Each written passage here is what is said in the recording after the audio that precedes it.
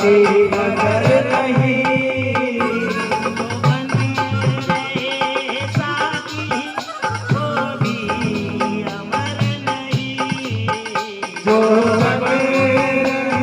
साथी वो भी अमर नहीं। बोल को बना ले साथी, बोल को बना ले साथी, साथ जाएंगे। बोल को बना ले साथी, साथ जाएंगे।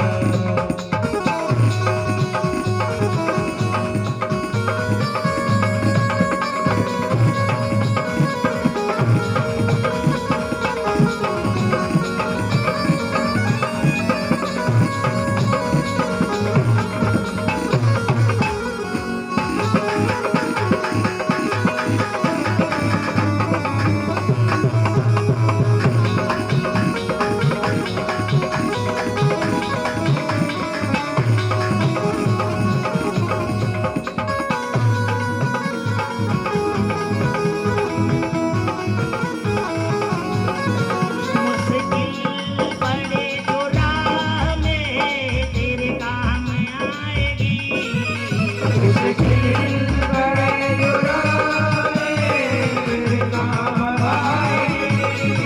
मुश्किल पड़े तो राह में तेरे काम आएगी।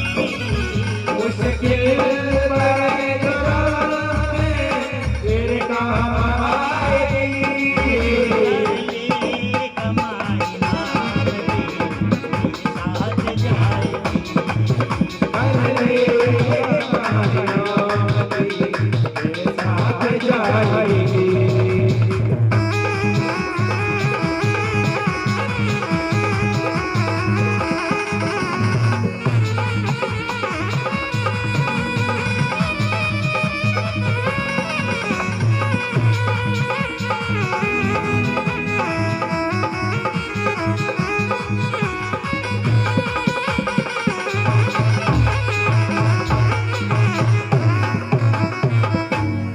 कर ले कमाई नाम की तेरे साथ जाएगी। मुश्किल पड़े जो राह में तेरे काम आएगी। कर ले कमाई नाम की तेरे साथ जाएगी। मतलबी है दुनिया यहाँ, मतलबी है दुनिया यहाँ, कोई किसी का नहीं होता है। अक्सर धोखा वही देता है जो अपना खास होता है। इसलिए साहब ये क्या है, वो सब कहते हैं घना घना के साहब यो काई के लिए, यो वणी ओळख के लिए ने घना घना साहेब दौड़ी जावे ने वी जी कमाई करिया वणा जी पूछो साहब आप कहिए पछे पड़िया पड़िया खावाना, पछे पड़िया पड़िया खावाना। भगवान कहता कि पड़िया पड़िया खावा की इच्छा है बिस्तर पे, खानो ही बिस्तर पे ने પછી ભગવાન થી ગયો ભગવાન યો કઈ કર્યું, ભગવાન કે તારી ઈચ્છા હતી કે પડિયા પડિયા ખાવાનું પેલા કમાઈ લાગે। ऐसा क्योंकि मन के अंदर जो इच्छा होती है वो परमात्मा पूरी करता है। भगवान से ये कहना हम दौड़ दौड़ करके कमाई कर रहे, कमाई शरीर के लिए भी करेंगे, कमाई आत्मा के लिए भी करेंगे, और कमाते कमाते आए हैं और कमाई करते करते ही चले जाए। अपन भगवान से कहते भगवान ये क्या हो रहा है, ये तूने बिस्तर क्यों पकड़वा दिया। उनकी इच्छा यही थी कि पहले खूब कमाए ने फिर पड़े पड़े जो अपनी इच्छा है परमात्मा पूरी करता है। इसलिए कोई कैसा, कोई अगर आपसे कह दे, कोई कह भी दे कि क्या साथ लेकर के आए हो और क्या लेकर के जाएंगे, उनसे एक ही बात कहना। कौन कहता है कि साथ लेकर कुछ नहीं आए, लेकिन कमाई करके जा रहे हैं। ये क्या है? ये हम 3 घंटे जो भजन कर रहे हैं, ये राम नाम का धन है। ये धन ऐसा धन है, ये जो इकट्ठा कर रहे हैं, ये धन ऐसा है कि यहाँ भी आदमी चमन रहता है और वहां भी प्राणी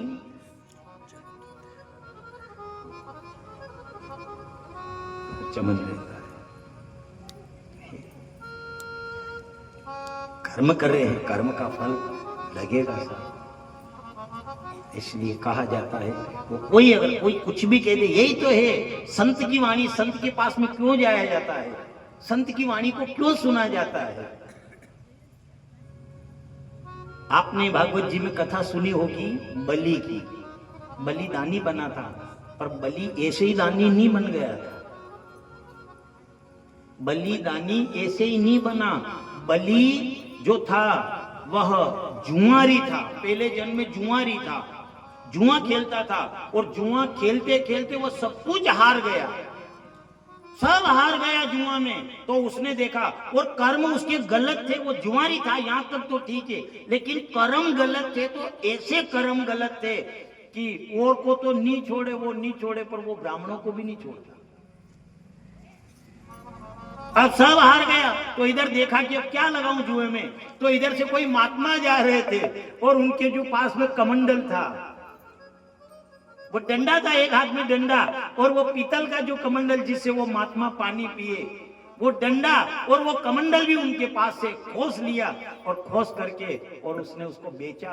बेच करके जो पैसा था वो पैसा जुआ में लगाया। तो वो कमंडल महात्मा की तपस्या का था।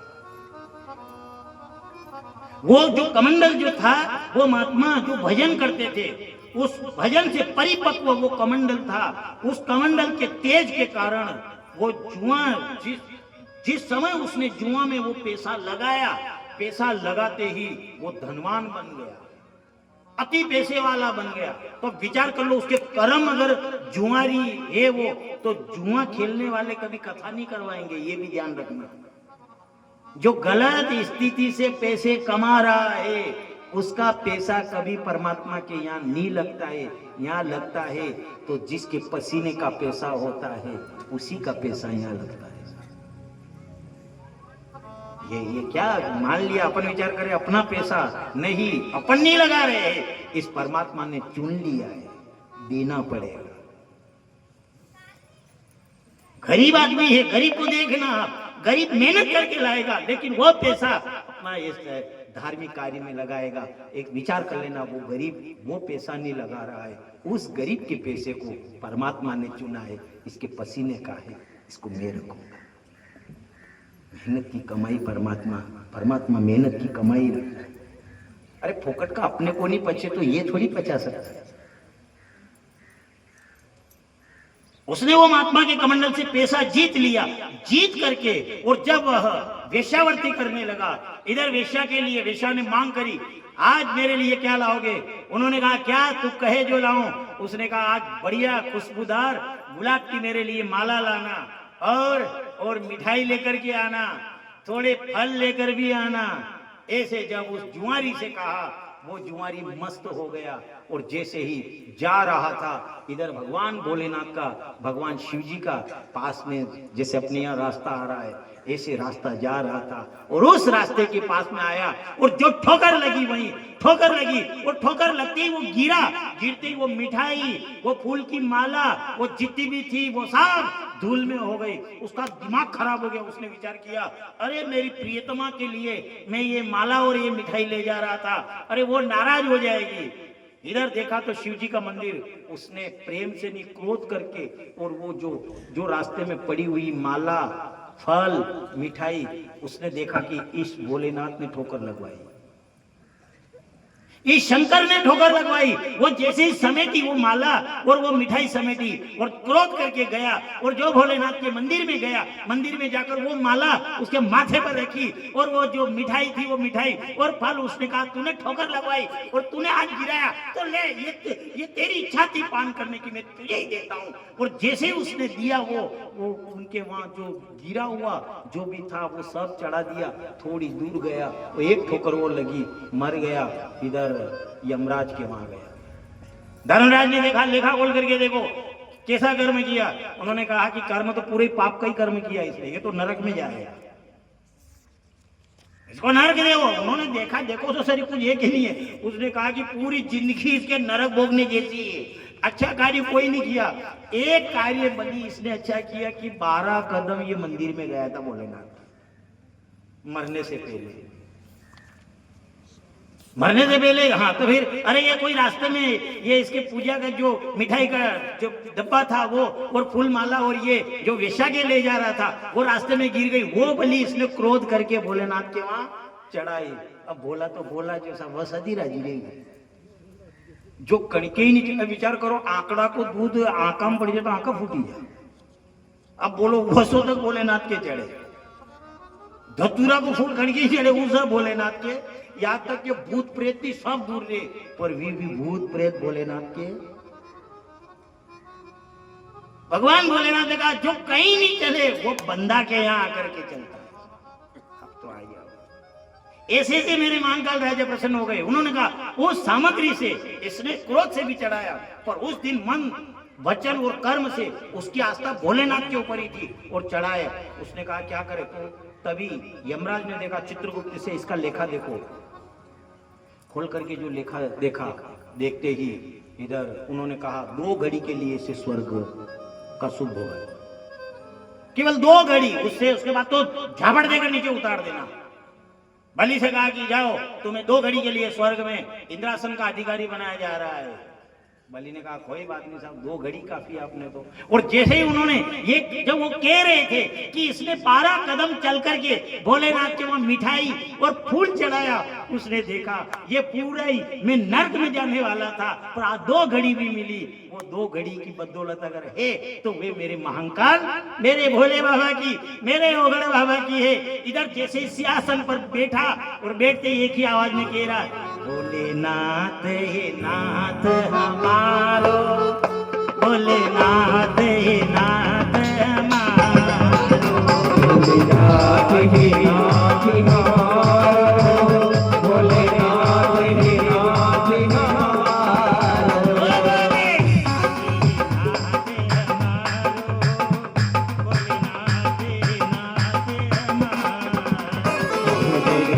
हे नाथ हमारो, भोलेनाथ हे नाथ हमारो।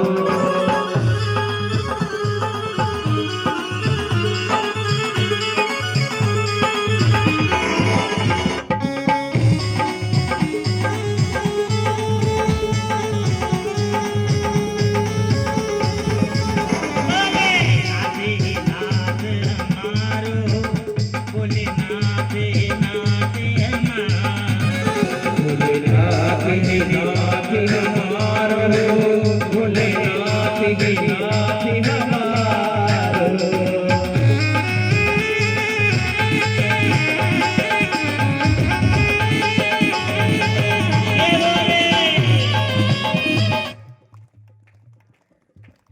बात हाँ, ये दुनिया है, 2 के अलावा दुनिया गौर से कभी देखने वाली है ही नहीं है।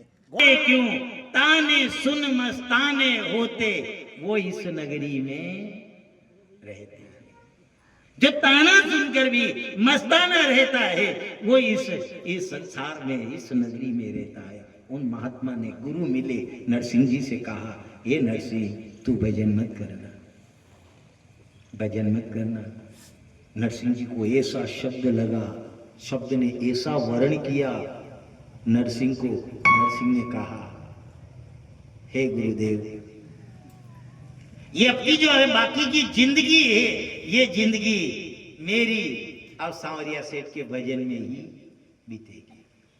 मेरे चाहे प्राण चले जाए, लेकिन अब मैं भजन नहीं छोड़ूंगा। उन महात्मा ने कहा सावधान हो जा, अगर तू भजन करेगा, पर ये नरसिंह अगर भजन किया तू रोड पे आ जाएगा। नरसिंह ने कहा चाहे मैं रोड पे आ जाऊं तो आ जाऊं, पर अब मैं भजन नहीं छोड़ूंगा। जो मेरा भजन है वो भजन अब मैं नहीं छोड़ूंगा, चाहे कुछ भी हो जाए। इधर अनेक प्रकार से उनको समझाया, लेकिन नरसिंह के मन में तो एक ही प्रार्थना थी, मैं भजन छोड़ने वाला नहीं। महात्मा ने कहा कि तू भजन करेगा पर रोड पे आ जाएगा। नरसिंह ने कहा मैं रोड पे आ जाऊं तो आ जाऊं, पर रोड पे आने के बाद मैं भजन नहीं छोड़ूंगा। उन्हीं महात्मा ने माथे के ऊपर हाथ रखा और कहा, हे नरसिंह, विचार कर लेना और विश्वास रखना, जिस दिन तू रोड पे आ जाएगा उसी दिन वो सांवरिया सेठ दौड़ करके आ जाएगा।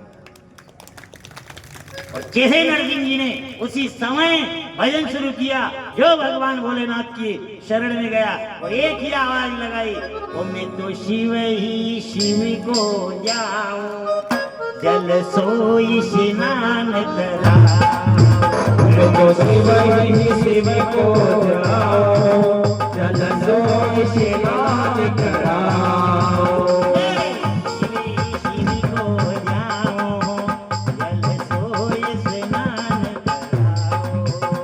तो शिव ही शिव को जाऊं, जल सोई स्नान कराऊं।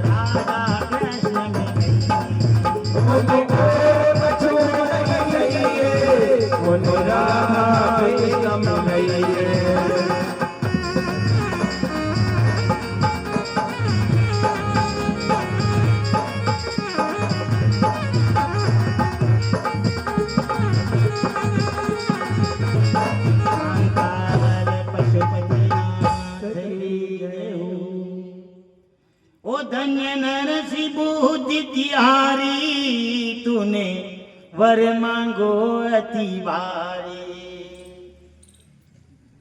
ओ धन्य नरसी बोती तिहारी तूने वर मांगो अति भारी उसी बोती ओरे को पावे हरि भक्तन को हरि भावे। वो चाहते धाम दौलत ऐश्वर्य सुख आदि मांग लेते, पर नहीं मांगा। क्यों नहीं मांगा? हाथ जोड़ करके प्रार्थना करी, भोलेनाथ प्रसन्न हो गए। उन्होंने कहा गुरु ने भी कहा कि जिस समय तू अगर रोड पे आ गया तो विश्वास रखना, ये मेरा आशीर्वाद है कि जिस दिन तू रोड पे आएगा उस दिन वो सांवरिया सेठ भी दौड़ करके आता है। और एक विचार करना, एक बार नहीं आया, वो 52 बार आया है। 24 अवतार की कथा तो अपन सुनते हैं कि 24 अवतार की कथा हम कथा के अंदर सुनते हैं, पर एक ध्यान रखना, ये तो है भगवान की कथा, लेकिन भगवान के लिए तो भगत की व्यथा, भगवान के लिए तो भगत की व्यथा ही कथा बन जाती है। इधर भगवान विष्णु के पास में गए, भगवान सांवरिया सेठ के पास कौन? भोलेनाथ गए, और भोलेनाथ ने कहा कि नरसिंह तुम्हारे नाम का भजन कर रहा है। भजन क्या करे? वो तो सामर्थ्य तो भोलेनाथ को माना उन्होंने। भोलेनाथ से शुरुआत करी, भोलेनाथ से प्रार्थना करी। इधर भोलेनाथ से प्रसन्न हो गए, प्रकट हो गए। क्या वरदान मांगना चाहते हो? उन्होंने कहा कि जो वृंदावन के अंदर भगवान कृष्ण ने रास रचा था, मैं उस वृंदावन के अंदर उस रास के दर्शन करना चाहता हूं। राम कथा आती है, भगवान राम ने अवतार लिया तो रावण को मारने से पहले रामेश्वर की स्थापना कर। भगवान रामा अवतार में राम ने अवतार लिया तो राम भी मेरे बाबा के बगैर नहीं रह सके, उन्हें भी रामेश्वर स्थापना करी। इधर दूसरा अवतार भगवान कृष्ण का हुआ तो भगवान कृष्ण ने अवतार लेकर के जो रास रचा तो वहां भी गोपेश्वर की स्थापना करी। इसलिए भोलेनाथ से जुड़ करके, भोलेनाथ के से जुड़ करके जो अपन भजन करते हैं, और भजन करते समय मन में इतना विश्वास रखना, मेरे पास कुछ नहीं है, पर ये मेरा मन है, ये मेरा मन शिवालय है और मेरे साथ मेरा शंकर है।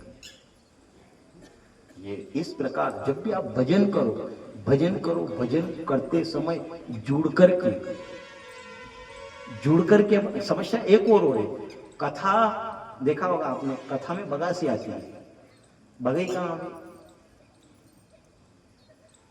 एक तो कथा होता मैं तालियां बजा लगे हूं, दूसरा जने बगे कहीं वीडियो उनके साथ, दूसरा देखे नु।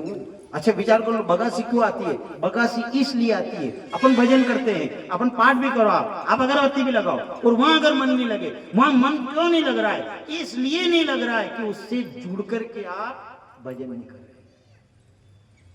भजन अगर करना है तो भजन भगवान के चरण को छू करके करो, उसके बाद जाकर के फिर देखो, उस भजन में भी धीरे धीरे स्वाद आता है,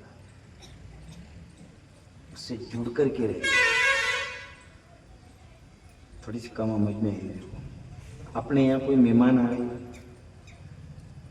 कोई पाहुणा आया, तो अपन मेहमान से यही कहते, चालो सा पधारो, भोजन कर लो। याद बात करानी या यूं क्या? हाँ, चालो सा रोटी जीमी लो। कदी यूं क्यों? लो सा चालो शाक जीमी लो। मैं कही थी यूं भी तो की सकोगे, नहीं की सको यार, भाभी तो एक ही नहीं है। पर नहीं साहब, वहां जी कहेगा साहब ऐसी करो, चालो भोजन कर लो, चालो साहब रोटी जीमी लो। याद बात करांगा, पर कला कतरी है, वह रोटी आवेगा, वही रोटी के आते सब्जी भी आवेगा, सब्जी भी आवेगा ने। सब्जी तो आवे, सब्जी मान लिया रोटी दो आई ने, सब्जी अतरी, पर राम धर्म को अचार कतरो आवे,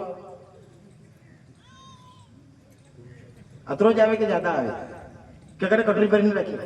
अच्छा ईमानदारी थी वो जीमा वारो वरती गंगा हाथ में दो, वो कतरो अचार खाई जा, वो ये कटोरी अचार खाई सके, अति हिम्मते वाली पर समस्या हुआ कि अचार आवे कतरो। अब जैसी वो रोटी ली ने बड़ी सब्जी में मसरेगा बोली कहीं भी करेगा न बोली बड़ी बड़ी सब्जी बड़ी कतरी जी मिलेगा पर अचार फिर बड़े रोटी की मतलब नियम आपको एक या तो एक चीर या दो चीरे बड़ी पूरी जतरी बड़ी 3 रोटी जी में 4 रोटी जी में 5 जी में पर वने